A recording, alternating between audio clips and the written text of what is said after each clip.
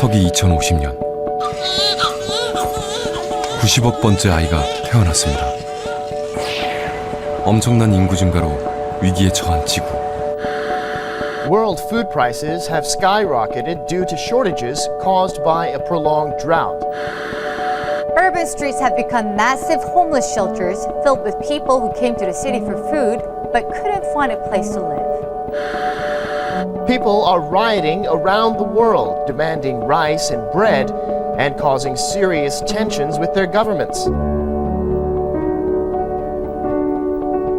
이 위기에서 인류를 구원할 열쇠는 어디에 있을까요?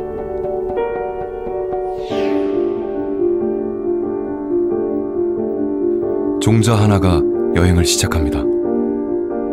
종자는 오랜 세월 식량을 공급해준 생명의 열쇠.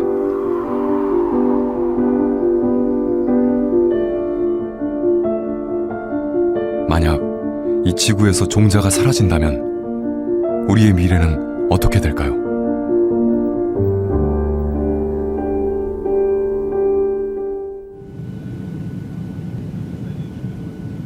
북극에 위치한 노르웨이령 스발바르 제도. 섬의 60%는 빙하와 눈으로 뒤덮여 있습니다. 스발바르란 이름도 추운 해안이라는 의미. 강추위 탓에 생물이라고는 얼마 없는 혹한의 땅입니다.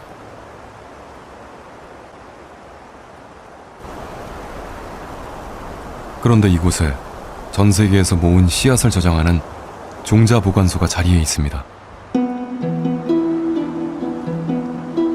사람의 발길이 닿기 힘든 북극에 종자 보관소를 만든 이유는 뭘까요? 해발 130m 높은 곳에 위치하고 지하 120m 깊은 땅 속에 종자를 보관하면 자연재해가 일어나도 안전합니다. 뿐만 아니라 핵 폭발에도 견딜 수 있을 만큼 견고하게 만들어졌습니다. So the purpose of the Svalbard Seed Vault was really to establish a place where, first of all, it would be stored forever and not really need external things like electricity, right? And because the temperature would remain constant without having to have the additional need of input. And it would be stored securely because it would be in a fairly isolated place. 잿더미로 변한 인류 최후의 날. 종자 보관소만 남아있다면 인류에게는 한 가닥 희망이 있습니다. 이날을 대비해 저장해둔 종자에 다시 미래를 걸어볼 수 있는 겁니다.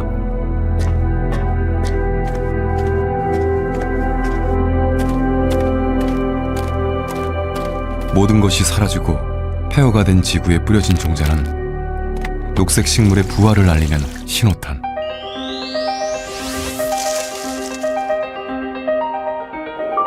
인류의 터전인 푸른 지구는 하나의 종자로부터 다시 시작될 것입니다.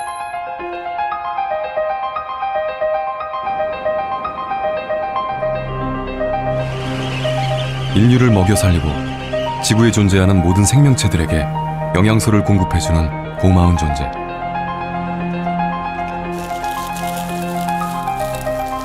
종자는 식물의 씨앗을 의미합니다.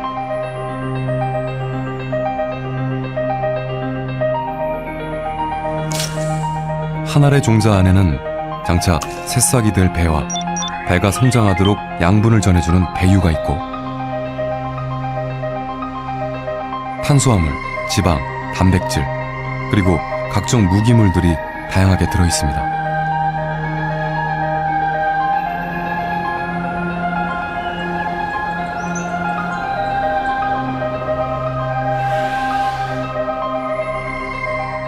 한 알의 종자를 땅에 심으면 씨앗이 발아하여 땅속으로 뿌리가 뻗어나가고 땅 위로는 줄기와 잎이 나옵니다. 물과 햇빛을 이용해 식물이 성장합니다.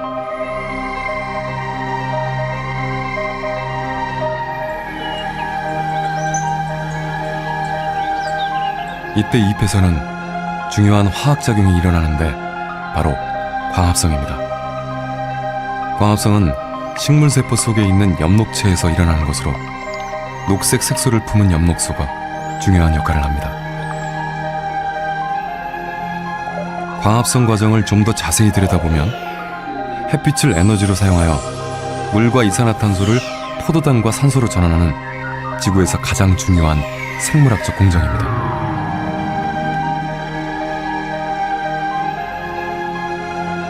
이렇게 자란 식물과 열매는 초식동물에게 영양소를 전해주고 이 영양소는 먹이사슬을 타고 인간에게까지 이어집니다.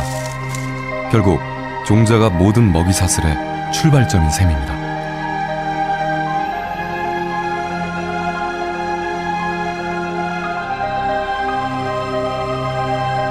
이제 식물은 꽃을 피우고 곤충을 끌어들여 종자 만들 채비에 들어갑니다.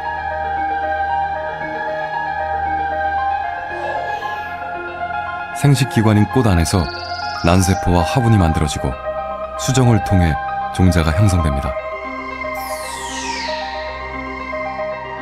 종자에서 시작된 생물체는 종자를 통해 자손을 남기고 그 자손은 새로운 생명체로 자라게 됩니다. 그 열매를 우리가 먹고 있는 겁니다.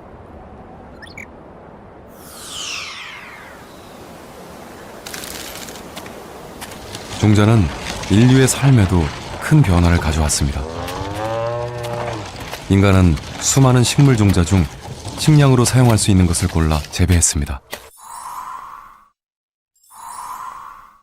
인간의 선택을 받은 종자, 바로 작물입니다. 쌀과 밀과 옥수수와 콩. 현재 우리가 재배해서 먹고 사는 식량 자원이 그 옛날 인간의 선택을 받은 종자, 작물들입니다.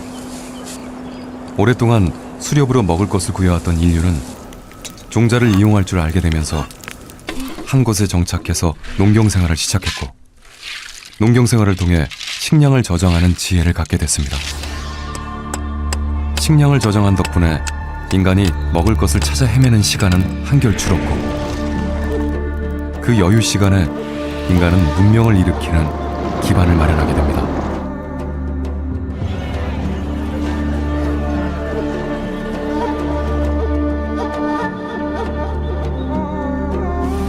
그래서 밀, 쌀, 옥수수 등 중요 작물들의 원산지 부근은 문명의 중심지가 됩니다. 중국 최초의 문명이 시작된 황허강 유역. 비옥한 황토가 퇴적된 강 주변에선 쌀 농사가 잘 되어 황허 문명이 꽃피었습니다.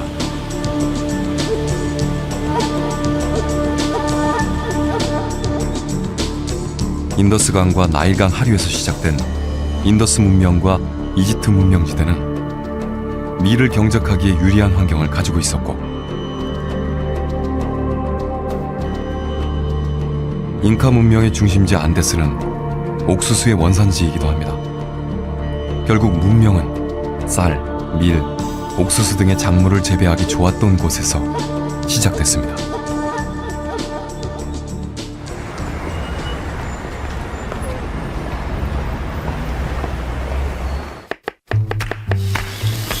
문명이 발생한 후 수천 년이 지난 지금도 우리는 작물 재배를 통해 많은 것을 누리며 살아갑니다. 우리가 먹고 입고 즐기는 의식주의 대부분이 종자에서 비롯된 것들입니다.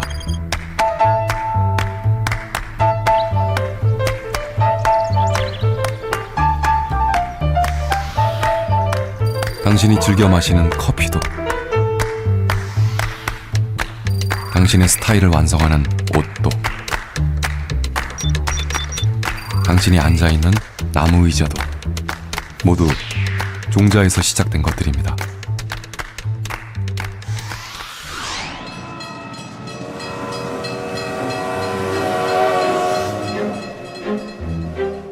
농경사회를 지나 산업이 급속도로 발전한 19세기. 세계 인구가 크게 증가하기 시작했습니다. 당시 영국 경제학자였던 토머스 멜서스. 그는 인구 과잉으로 인한 식량 재앙을 경고합니다.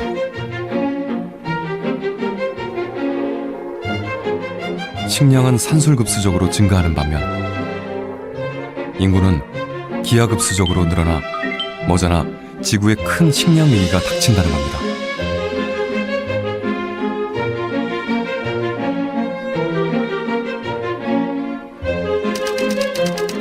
멜서스의 경고대로 세계 인구는 120여 년 만에 2배나 늘어났고 인류는 식량 부족의 위기에 처하게 됩니다.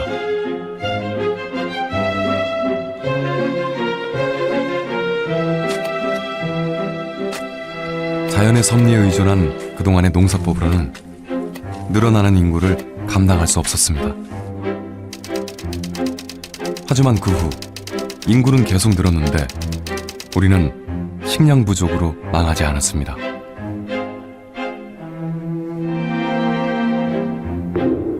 인류는 식량 문제를 어떻게 해결했을까요?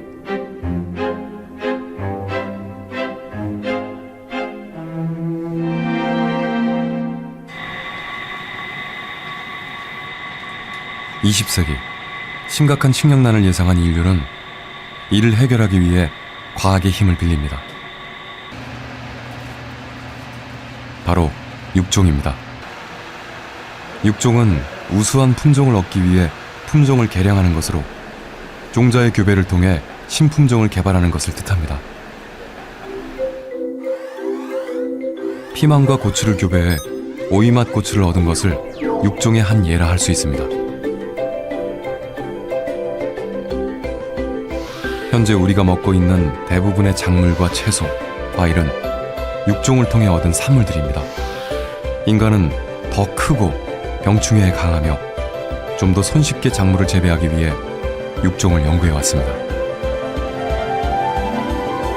만약 빨갛고 큰 사과를 원한다면 작지만 빨간 사과와 파랗지만 큰 사과를 교배합니다. 여기에서 나온 다양한 사과 중 빨갛고 큰 사과를 골라내는 것이 전통적인 육종의 시작입니다. 이렇게 선택된 빨갛고 큰 사과의 종자를 심으면 이전보다 빨갛고 큰 사과가 많이 나타나게 됩니다. 다음 때에서는 빨갛고 큰 사과가 더 많이 수확되고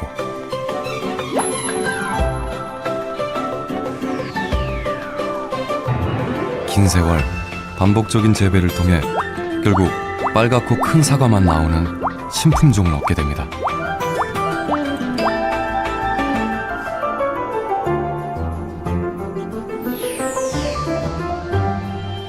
육종을 통해 신품종을 만들어 성공한 대표적인 예가 난쟁이 봄밀입니다. 1900년대 중반 식량 문제 해결을 위해 멕시코로 건너가 연구를 진행했던 노먼 볼로그.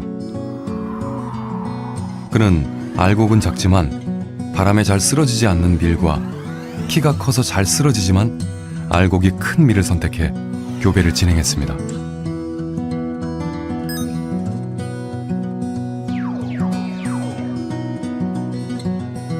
그 결과 알곡이 크고 키가 작아 바람에 강한 난쟁이 봄밀을 개발하는 데 성공합니다. 이 난쟁이 봄밀은 당시 식량난에 허덕이던 제3세계의 밀 생산량을 2배로 증가시켰습니다.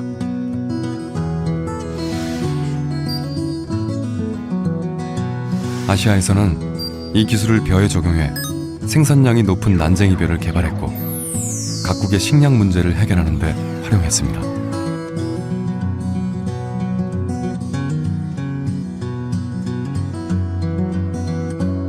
당시 보릿고개를 겪고 있던 우리나라 역시 이러한 육종을 통해 통일벼를 개발했고 1966년 350만 톤에 불과했던 쌀 생산량은 10년 만에 600만 톤으로 늘어납니다.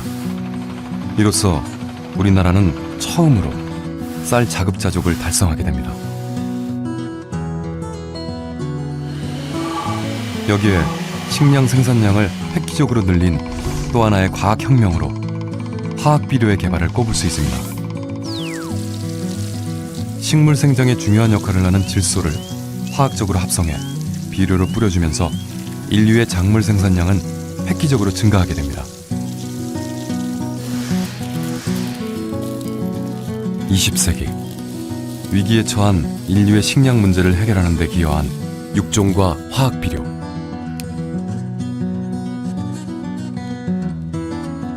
농업과학의 놀라운 발전은 인류에게 혁명이라 부를 수 있는 식량 증산을 가져왔습니다. 그리고 우리는 이 놀라운 식량 증산을 제1의 녹색 혁명이라 부릅니다. The yield of corn has increased sevenfold since the beginning of hybrids.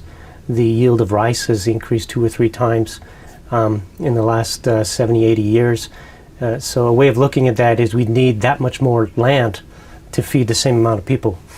And so if the Green Revolution didn't happen, or if plant breeding didn't happen, we'd need basically 3 to 7-fold more land to feed the same amount of people, or the people we have today. 19세기 늘어나는 인구로 인해 식량 부족에 처했던 인류는 녹색 혁명을 기점으로 위기에서 벗어납니다. 멜서스는 과학기술을 통한 식량 증가를 미처 예상하지 못했던 겁니다. 대신 녹색 혁명의 주역인 노먼 볼로그는 인류를 기아에서 구한 공로로 노벨 평화상을 수상했습니다.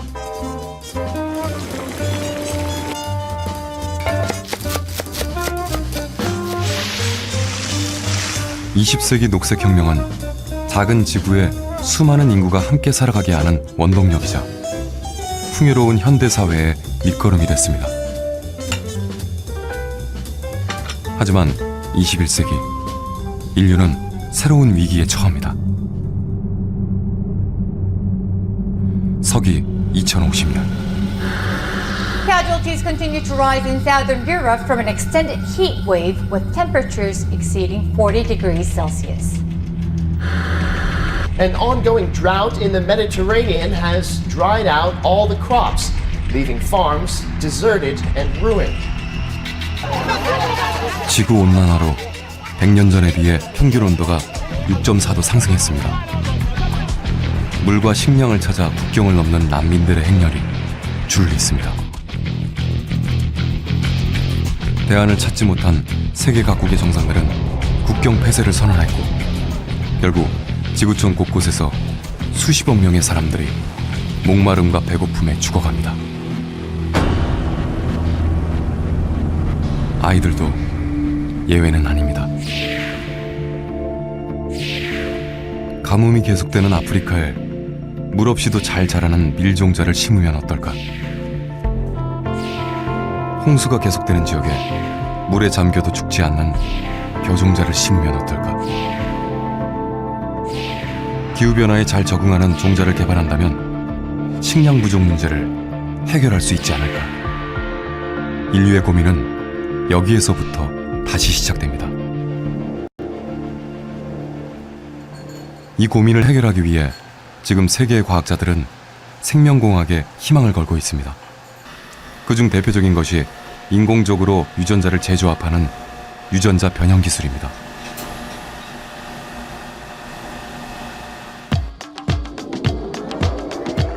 유전자 변형이란 같은 종을 넘어 식물과 동물, 미생물 등 모든 생명체에서 필요한 유전자를 찾아내 주입하는 생명공학 기술입니다.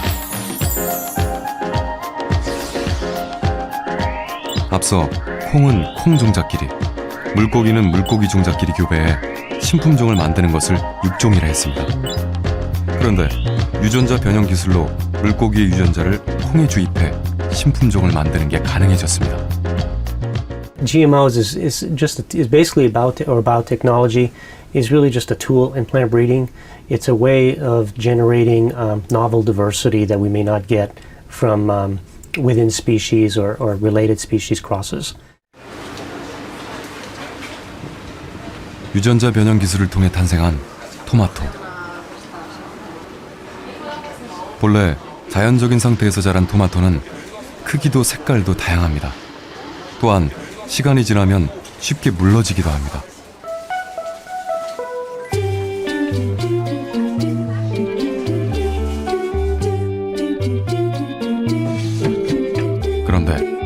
우리가 흔히 사 먹는 빨갛고 동그란 모양의 토마토는 오랫동안 저장해도 맛이나 색이 잘 변하지 않습니다. 이런 토마토를 얻는 것은 자연적인 상태에선 불가능합니다. 그렇다면 오래 두고 먹어도 무르지 않는 토마토는 어떻게 만들어진 것일까요? The first genetically engineered plant food in the U.S. Was the Flavor Saver tomato, and it was genetically engineered by simply taking a piece that already existed in tomato, turning it around, and putting it back in. 토마토를 단단하게 유지하는 작용은 팩틴이라는 효소가 합니다. 하지만 폴리갈락트로네이즈라는 유전자가 팩틴을 분해해 시간이 지날수록 표면이 물러집니다.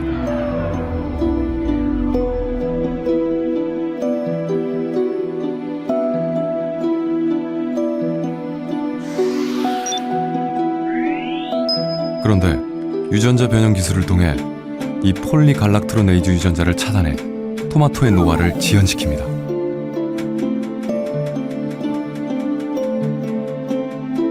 이를 통해 토마토는 익은 상태에서 더 이상 무르지 않고 오래 보관할 수 있습니다. 지난 1994년 미국에서 최초로 유전자 변형 토마토가 상품화에 성공한 데 이어 다양한 유전자 변형 농산물이 개발되고 있습니다. 유전자 변형 기술은 21세기 인류의 식량 문제를 해결하는 중요한 열쇠로 떠올랐습니다.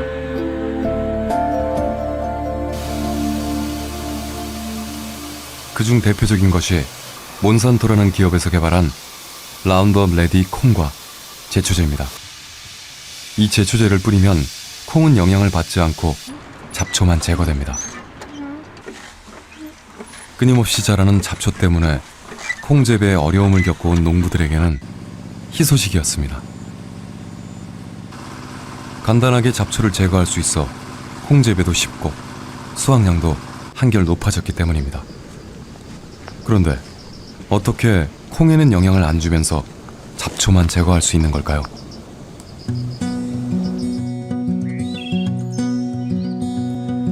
라운드업 제초제는 글라이포세이트라는 효소가 주성분입니다. 이 효소를 식물에 뿌리면 광합성을 방해해 식물이 죽게 됩니다. 따라서 잡초가 자라지 못하는 겁니다.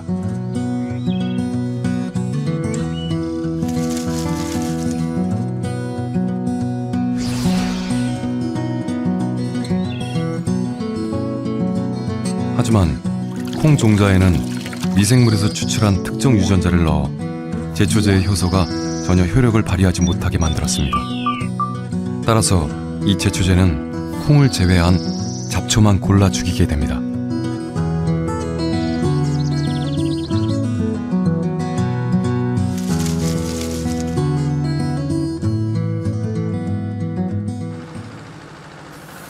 제초제 저항성 콩의 출현으로 농민들은 농약 사용의 까다로운 조건을 지킬 필요가 없어졌고 농사를 망칠 위험도 크게 줄었습니다. 오랜 세월 수많은 시도로 탄생하는 육종과는 달리 손쉽게 새로운 종자를 만들어내는 유전자 변형 기술. 세계적인 종자 회사들은 이 기술을 통해 다양한 작물들을 만들어냅니다.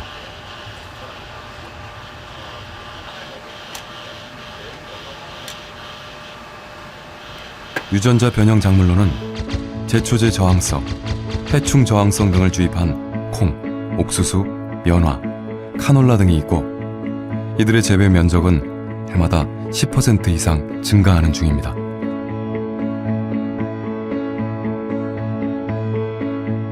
인류의 식량 증산에 새로운 희망을 준 유전공학.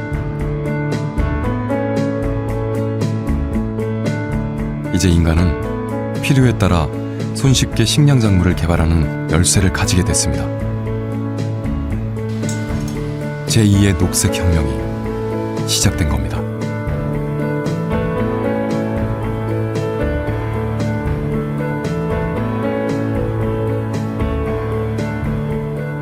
유전자 변형 연구에 앞장선 미국은 현재 세계 최대의 식량 수출국으로 떠올랐습니다.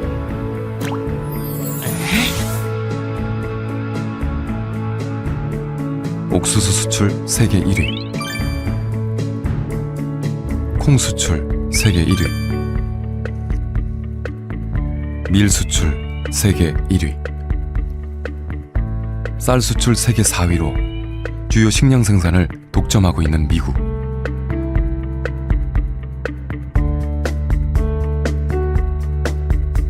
미국에서 생산한 식량이 전 세계로 뻗어나가면서 사실상 미국은 세계 곡물 시장을 독점하고 있습니다.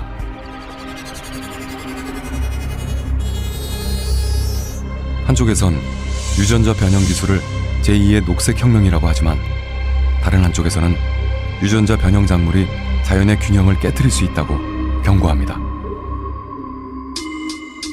서로 다른 종 간의 유전자 교환이 식물, 동물, 인간 등 모든 생태계에 잠재적으로 영향을 미칠 것이라는 우려의 목소리가 높습니다.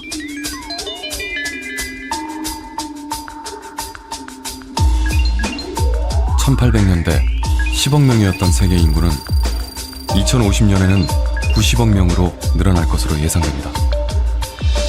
따라서 200여 년 전 식량 위기를 경고했던 멜서스의 예언이 다시금 부각되는 중입니다.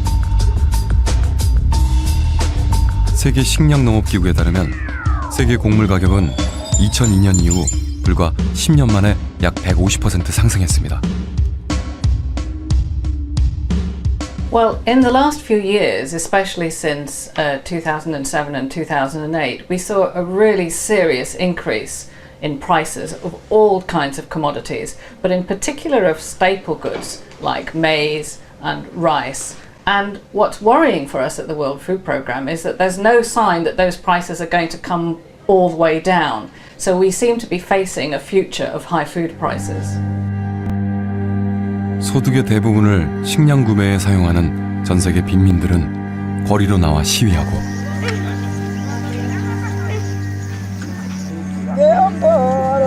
식량 가격 상승으로 구호 식량마저 줄어든 아프리카에선 배고픈 아이들이 끼니를 진흙으로 대신하는 어려운 상황에 처해 있습니다.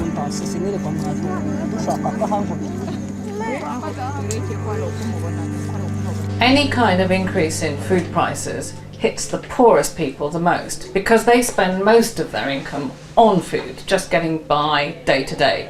And it could be 60% in some of the poorest countries in sub-Saharan Africa. I mean, people spend 80% of their income on food. 세계 최대 식량 구호 기관인 UN 세계 식량 프로그램은 이 위기를 새로운 기아이자 인류를 위협하는 조용한 쓰나미라고 부릅니다.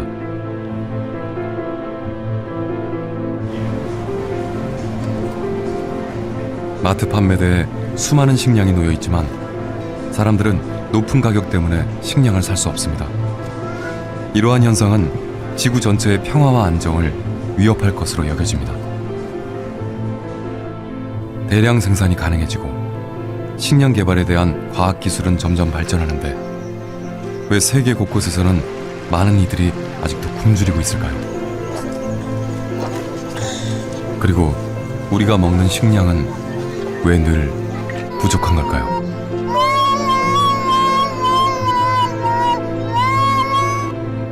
새로운 기아의 원인 뒤에는 육식 인구의 증가가 있습니다. 가축을 먹이는데 많은 작물이 들어가기 때문입니다. 보통 소고기 1kg을 생산하려면 곡식 7에서 8kg이 필요합니다. 바이오 연료의 빠른 성장도 인간의 식량을 위협합니다. 한 해 미국에서 바이오 연료 생산에 사용되는 농산물의 양은 약 25%. 결국 전 세계에서 생산되는 곡물의 50% 미만만이 사람들의 식량으로 소비되고 있습니다.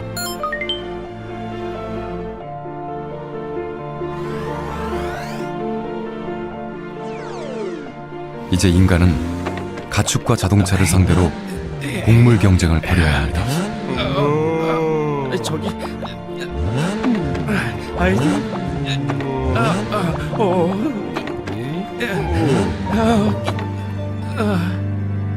식량 가격 폭등의 또 하나의 원인은 기후변화에 있습니다. 2012년 가을, 미국에 극심한 가뭄이 찾아왔습니다. Of course, the drought was substantial. It's going to have major impacts on everyone from farmers to wholesalers to retailers all the way to consumers. 미국 국토의 60% 이상이 극심한 가뭄을 겪고 있는 상황.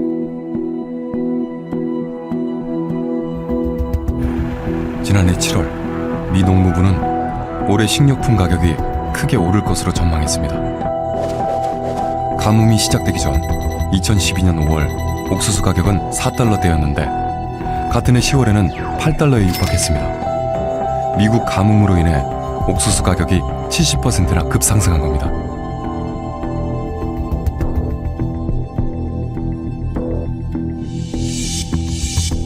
보통 곡물 원료값이 40% 상승하면 식료품 가격은 4에서 5% 상승합니다.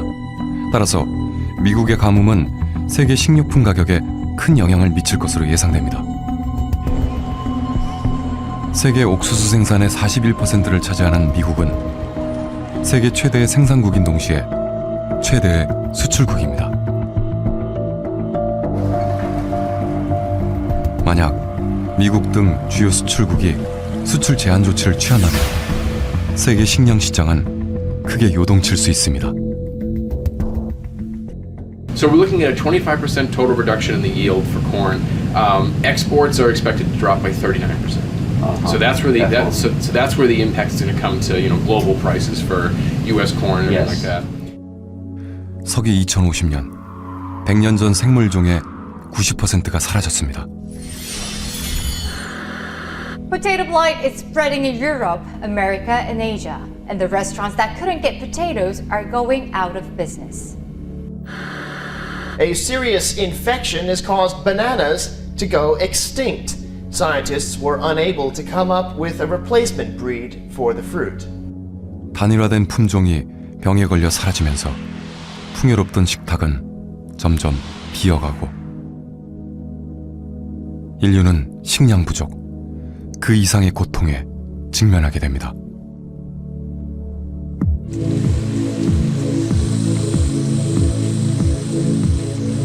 가상 시나리오가 현실이 된다면 우리는 지구 어디에서도 바나나를 구할 수 없는 날을 맞을 겁니다. 원래 바나나에는 파달 같은 까만 씨가 있었습니다. 요즘 우리가 먹는 바나나는 씨 흔적만 남은 불임 바나나입니다.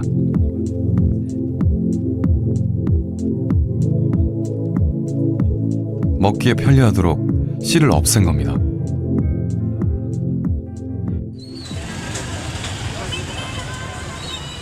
세계 어디서나 씨가 없는 바나나만 재배합니다. 씨가 없어 젖먹을 통해서만 번식이 가능합니다.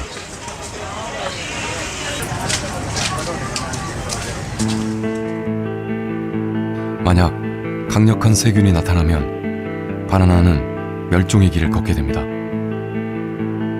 인간의 편의에 따라 단일종만 생산하는 종자산업. 이로 인해 인류는 존폐의 기로에 설 수도 있습니다. 습하고 한랭한 아일랜드. 땅이 몹시 황폐해 끼니를 해결할 수 없었던 아일랜드 사람들에게 주식이 되어준 고마운 작물이 있습니다. 바로 감자입니다.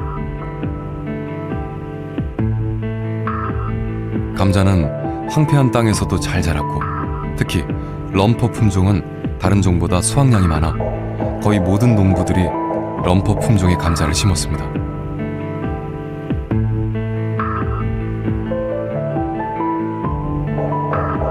럼퍼 감자 덕분에 당시 아일랜드 인구는 크게 늘어났고 국민들은 풍족한 삶을 누릴 수 있었습니다.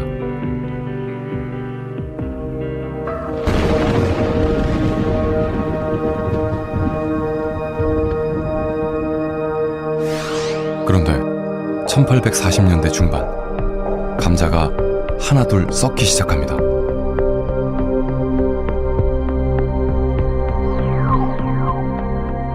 감자 입마름병이 돌면서 모든 감자가 병에 걸려 썩어버린 것입니다.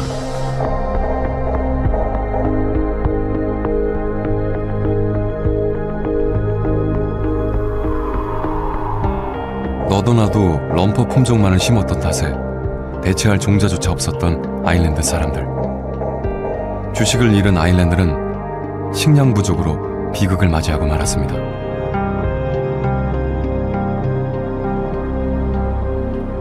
하지만 150여 년이 지난 지금도 세계 곳곳에서는 아일랜드처럼 감자를 단일 재배하는 곳이 대부분입니다. 생산량이 많고 활용도가 높은 특정 종의 감자만 선호하기 때문입니다.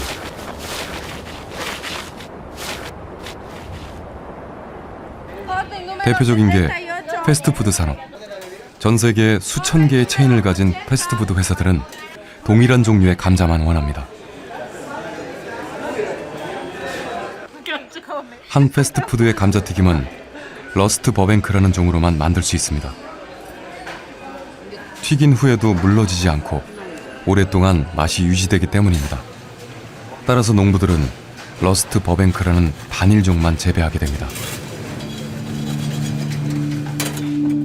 만약 이 종이 심각한 병충해를 맞아 전멸한다면 수많은 감자 농가는 망하고 감자 튀김은 사라질 것입니다. 이러한 현상은 감자에만 국한된 게 아닙니다. 얼마 전 UN 환경기구에서는 세계적으로 생물 다양성이 현저히 위협받고 있다고 보고했습니다.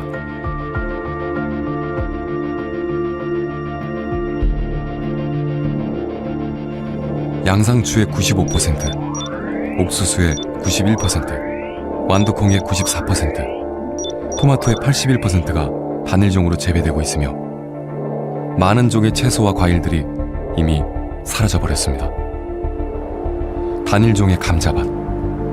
아일랜드의 비극은 언제든 다시 일어날 수 있고 그 고통의 무게는 이제 한 나라에만 국한되지 않을 것입니다.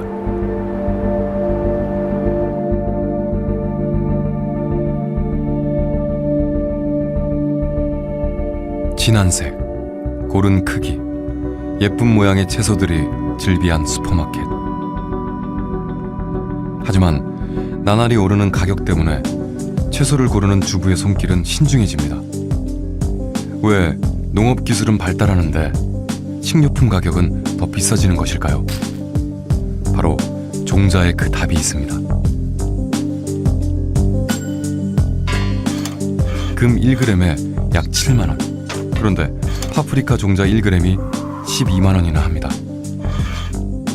토마토 종자 역시 1g에 13만 원으로 금보다 더 비쌉니다.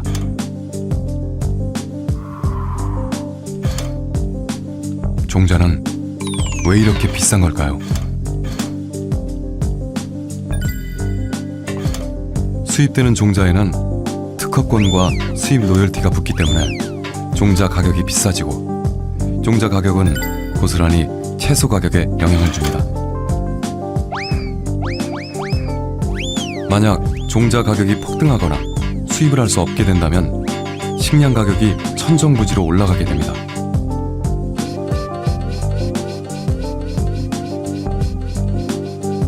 종자는 금을 넘어 무기가 될 수도 있습니다.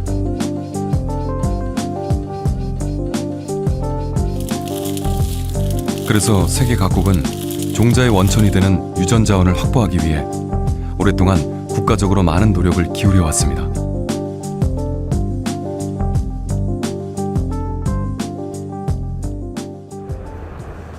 미국 국립유전자원센터, 세계에서 가장 큰 유전자 은행입니다.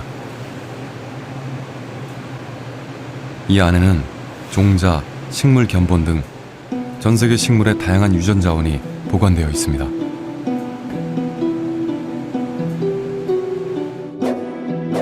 미국은 1600년대 초 이민자들이 들어오기 시작하면서부터 종자를 보관하기 시작했고 세계 각국에 종자 원정대를 보내 다양한 씨앗을 모았습니다.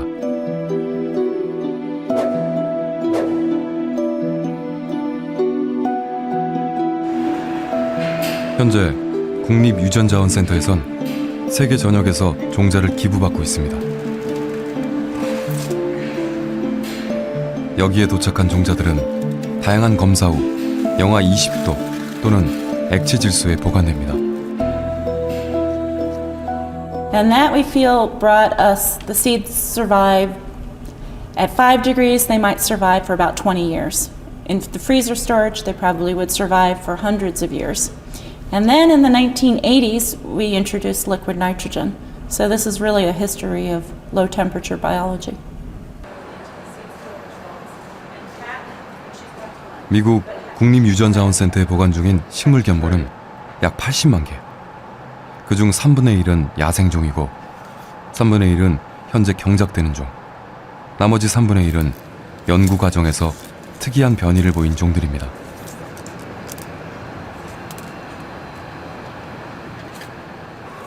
식량 자원으로 쓰이는 작물 종자를 중요하게 보관해온 유전자원센터. 그런데 이곳에서 최근 중요시 여기는 종자가 있습니다. 바로 야생종입니다. Well, we're interested in wild relatives because they have these hidden traits, traits that you might not see from the plant.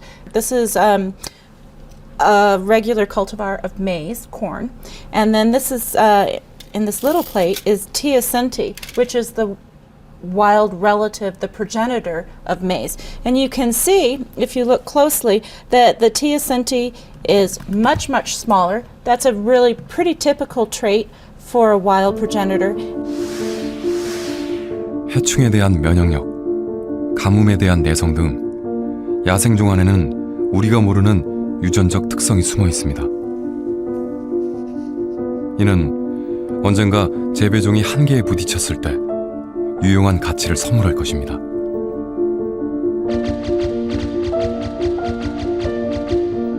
종자가 곧 국력이 되는 세상. 미국뿐만 아니라 세계 각국은 종자 수집과 보관에 관심이 높습니다. 종자에 그 나라의 미래가 달려있기 때문입니다. 이미 미국은 53만 점, 중국은 39만 점, 인도는 34만 점 등 많은 나라들이 종자를 수집했고 우리나라는 19만 3천 점을 보관하고 있는 중입니다. And the role of crop diversity is, so that's really important now. But for the future, it's really important because in order for those cropping systems to be able to meet the challenges of changes, and also for us to meet the challenges of the need to increase production because of increasing population levels. 2050년, 늘어나는 인구로 암울한 미래가 예상됩니다. 이 문제를 풀 열쇠는 없을까요? 그 열쇠는 늘 우리와 함께해온 종자에 있습니다.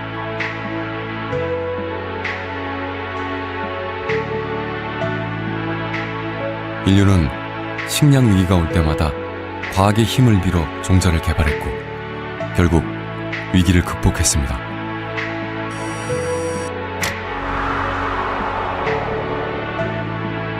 긴 여행을 떠났던 한 알의 종자, 이제 살 곳을 정하고 내려앉습니다.